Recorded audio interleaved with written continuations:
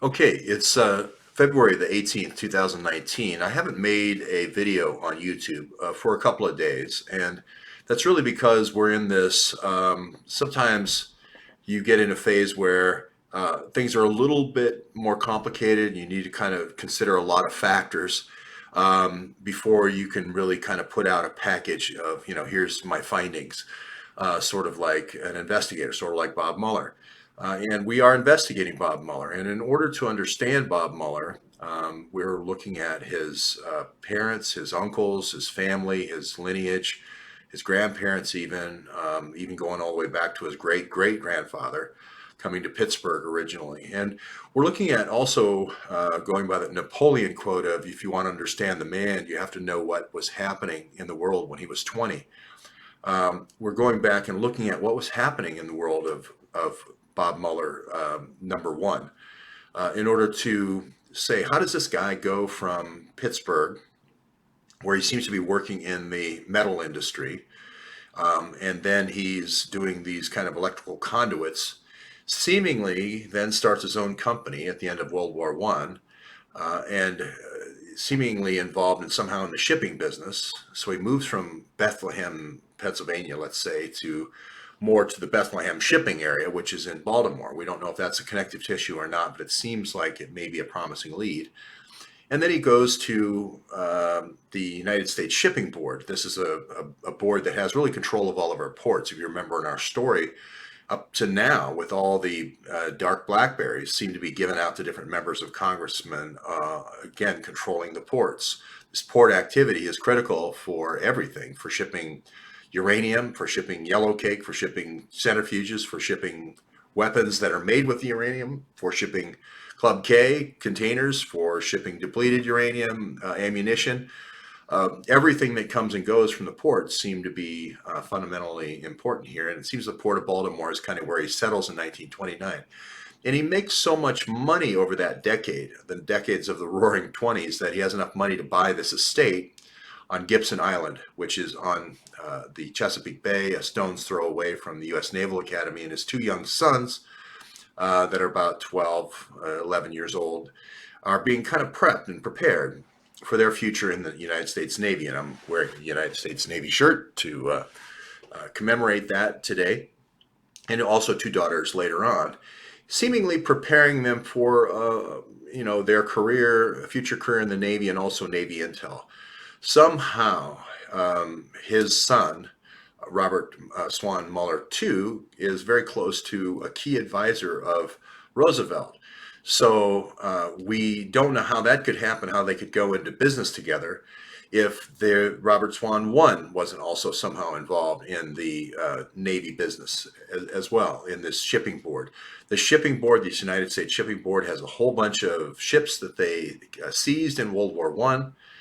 There seems to be some retrofitting going on. There seems to be some scrapping of the metal, some retrofitting of the ships and so forth. And that again presages things that happen in our story with regard to uranium. We have nuclear power plants in submarines supplanting the diesel engines, for instance. The same thing is true for aircraft carriers that happen. So in the same sense that Winston Churchill was the guy who ended up replacing the power plants, the coal power plants in the British Navy with oil, with the diesel, Bob Mueller's raison d'etre, maybe Mueller 1, 2, and 3, seem to be uranium based nuclear, small, self-contained nuclear power plants for the navies of the future, if there is a parallel there.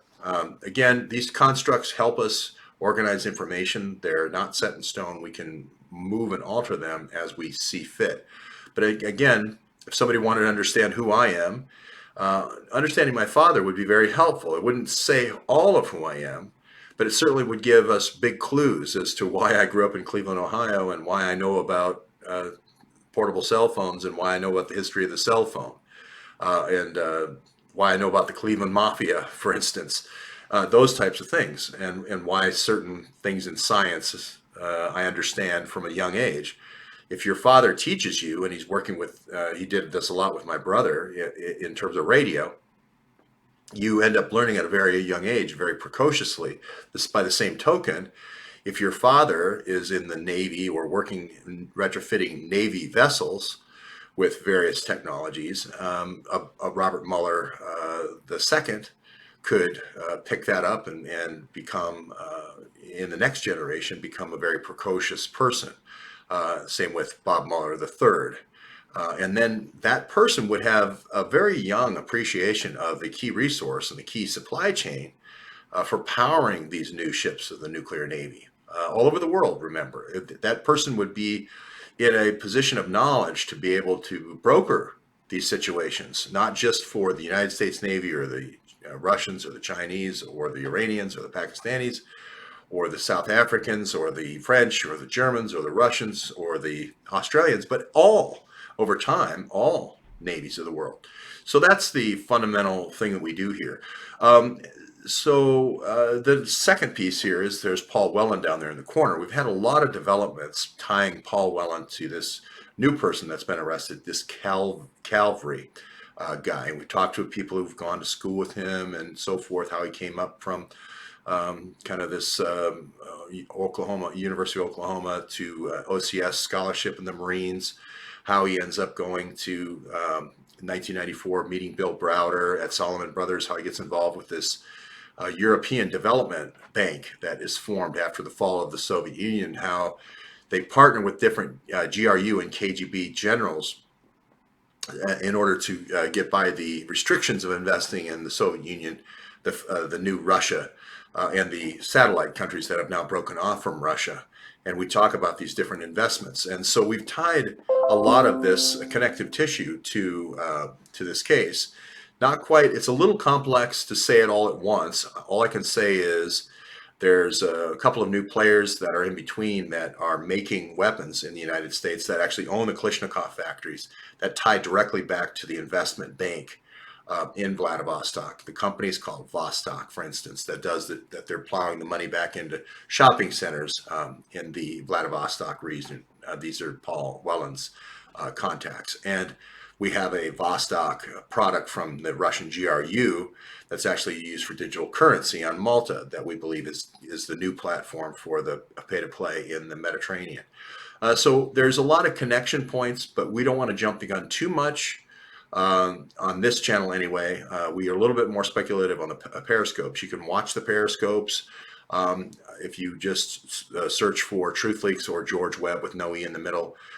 You can see these at length and see the deep dives that we do. So that's kind of the report from there. Of course, we keep drilling down on trying to find physical evidence. So we look at things like Bob Otto's email behind me. We look at things like the Awan brothers and the spy ring in Congress and the spy ring in the House Committee on Administration.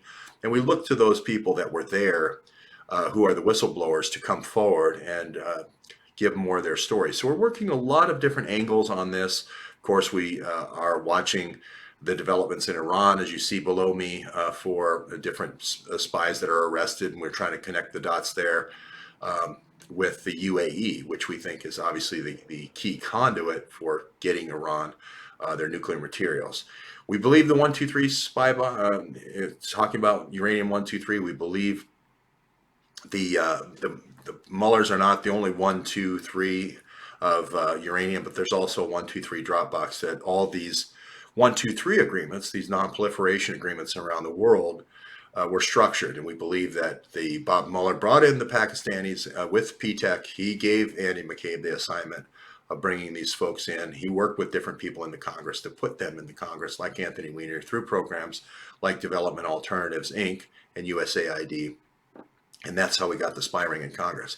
Again, having a kind of a mental model of actually what happened and why it's happening, even more importantly, helps us move forward and organize the information. So that's the update for today. We hope we can see you on back at Periscope if you want to watch the drill downs. And of course, we obviously hope that the folks who don't want us to be live streaming, like Foster Freeze and Dick Cheney, they want to have their Bakken pipeline and eat it too, I guess. We'll be reporting on them as well. part of this whole situation with Paul Whelan, I should probably add as a postscript, is going to involve Paul Erickson as well. Paul Erickson seems to show up wherever there's a covert CIA weapons shipment around the world over the last 40 years. He's going to be very much involved in this broader weapons scheme as well. And that is going to tie back to people like Dick Cheney and Foster Friess for their uranium plays around the world, like Malawi and Mozambique and other places. So we'll keep working all these connections. It's about, some people say 6 or 7 spinning plates. We don't see it that way. We see it as different irons in the fire that could become hot at different points so that we can best leverage our time. It's best that we leverage ourselves with 10 or 12 or 14 different angles of inquiry so that we're always working toward the middle, trying to get to the truth. So thanks very much for joining me. And we'll keep posting updates here on YouTube to let you know what's happening on the other channel until we get our live streaming back.